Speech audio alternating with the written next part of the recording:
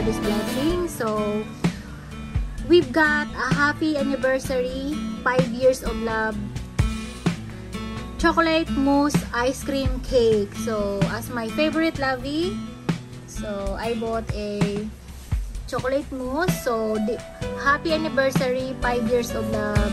Happy anniversary, my love, from Myra. I love you. So, yeah. I'm going to wish, I wish more years to come, you and me together. And I hope this pandemic will end. So, we are going to meet and see each other again. So, Lovey, thank you for being there always for me, for loving me, for look after me, for take care of me, and for everything. So, God knows how much I love you and how much I miss you. So, looking forward for the right time. May God bless us, and good luck for this another more journey with me. So, I love you. I'm going to blow the candle